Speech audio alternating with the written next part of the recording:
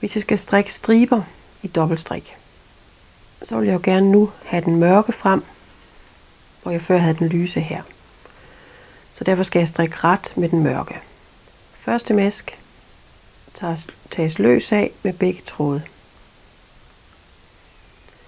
Og nu skal jeg strikke mørk først, så derfor har jeg den lyse først på tråden, fordi den skal strikkes frem. Så nu strikker jeg en ret med den mørke. Og så tager jeg ind over her og strikker frem med den lyse. Ret med den mørke og frem med den lyse.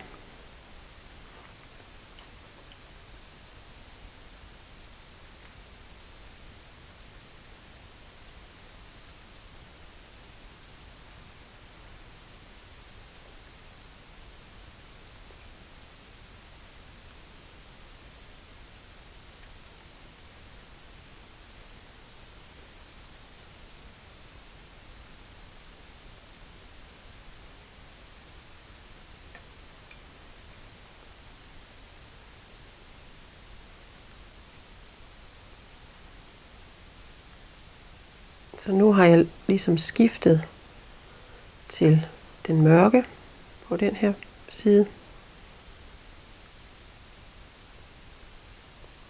Og den lyse på bagsiden. Sidste mask strikker jeg ret med begge tråde. Jeg vender. Tager første mask løs af med begge tråde. Og nu skal jeg strikke vrang med den mørke. Så derfor skal jeg have den forrest. Jeg strikker ret med den lyse og vrang med den mørke. Så kan man allerede se nu, at jeg har skiftet retmaskerne ud, sådan så at nu får jeg en stribe i den modsatte farve. Og hvis jeg vender om,